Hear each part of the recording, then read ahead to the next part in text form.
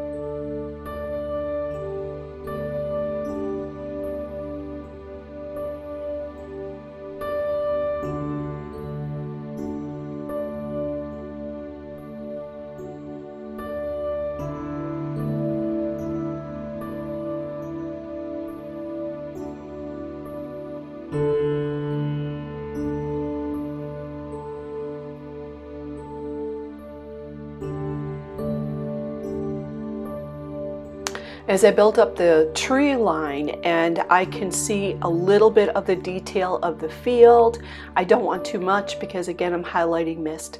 So I'm beginning to put a little bit of dark in where stones are going to be, where the line is of the grass and the water line.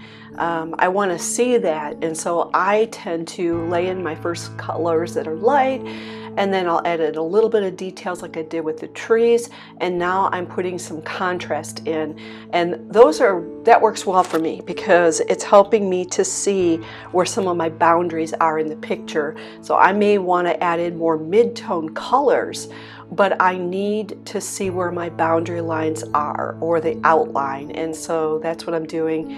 And then I'm going to wind up taking my sponge and continuing to dab in more of the tree line to bring that forth. And you can see I put a little bit of the dark reflection in on the mountain inside of that left-hand side towards the bottom where the water line is.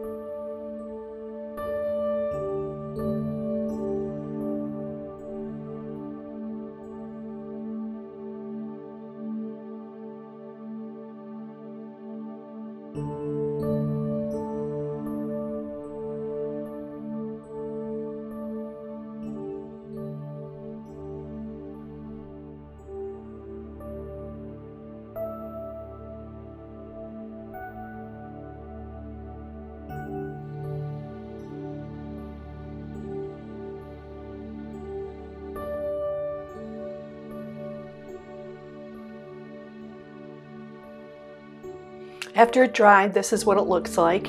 And watercolor, remember, is always going to dry and look lighter than what it was when it was wet. And I really think this is a great start. Take a look at that glow that's in the mist, that's in the background between the two mountains, and then how that's reflected in the water.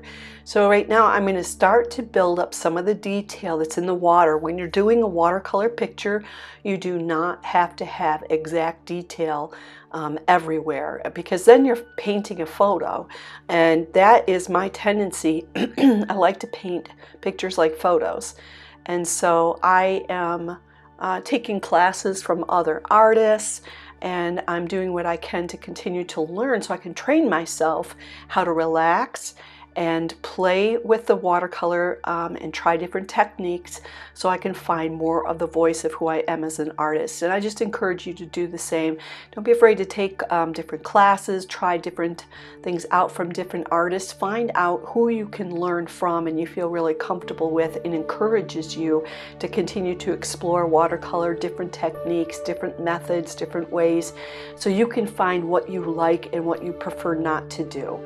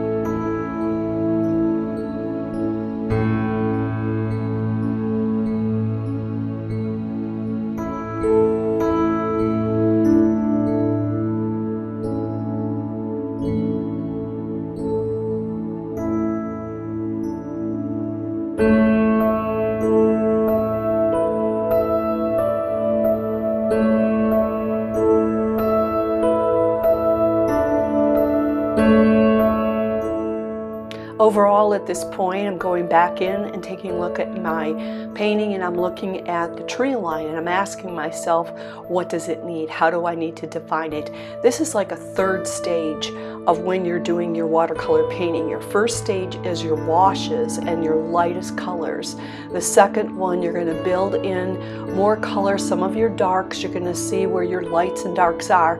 And by the third phase, excuse me, this is where, like a Tom Lynch would say, you need to add in those final details, but don't go crazy and add a ton in.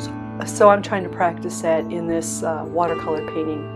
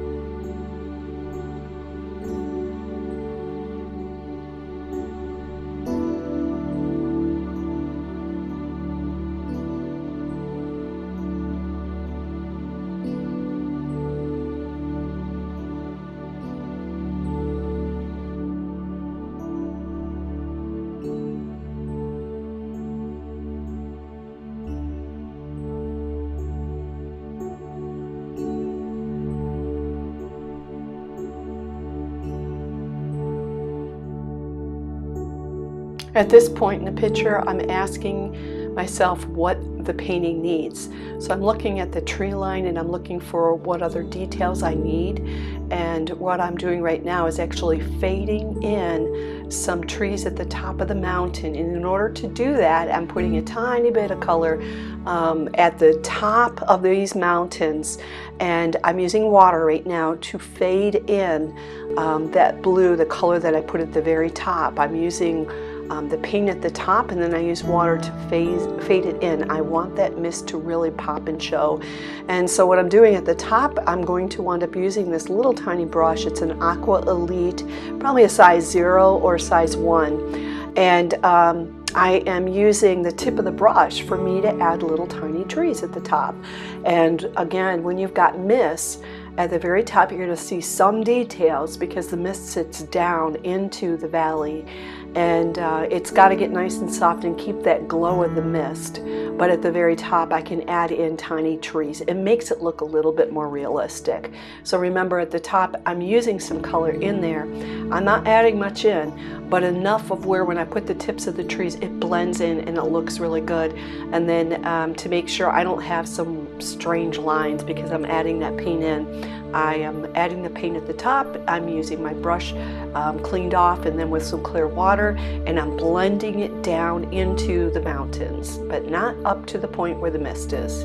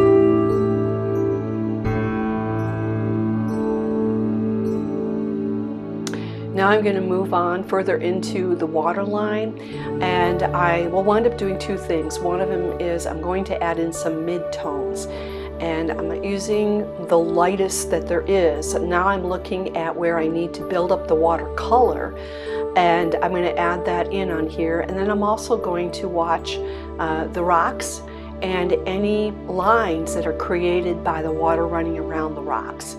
And one of the things I can always remember with it is I want to suggest to the viewer that there's lines there. And even some of the brush strokes I'm doing right now where I'm adding in this blue and it's running across the front in the middle of that nice glow. The water line ran across it, but it didn't cover everything. So I left the orange and I added tiny bits of blue in. So as the water gets closer to the shoreline back there, it's going to be darker. And as it comes forward, it's going to be lighter. And then I've got the glow of the sky that's in the water that's coming from that background with the morning sunrise. So see that place where I just touched in the middle there? Adding that blue in, it actually provided a little bit more movement in the water, and it looks like I've got this high ridge that goes back towards the back, and then I've got these rocks and this flow of water that's moving towards the front. So I'm going to continue to move it through this, and then I'm going to begin to put the grass in. There's grass in this picture that is at the left front side, so at the very bottom on the left, that actually is going to have some grasses in it. And I'm not going to paint detail. I want the eye of the viewer to go towards the point of the picture, and so I have to decide that. And so where the most detail is in the painting, that's where I want the viewer to go to. And everything else that I'm doing, it needs to suggest movement and move the person, like this is flowing water, and it's got to move towards where I want the viewer to look and where I want the painting highlighted. I hope that helps. Let me know any other tips that you want me to cover.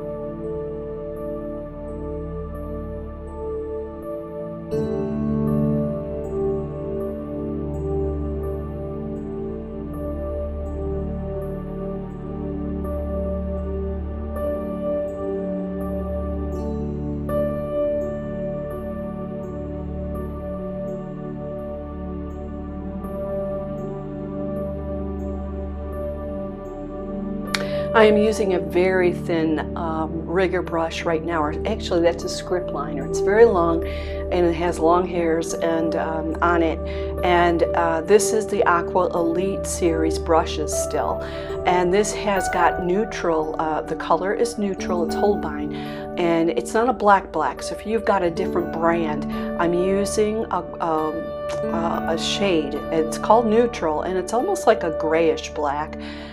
It's wonderful to add in touches, and that's exactly what I'm doing right now. Is I'm adding in dots of white in order to suggest the bubbling of water, and then I'm also alternating and adding black in because I want to make sure that there are lines coming not from the front of the rock, but from behind the rock. So there's just a way, you know, keep looking at pictures, keep looking at streams to see where the water flows, where the shadow is. Is it in front of the rock? Yes, it is.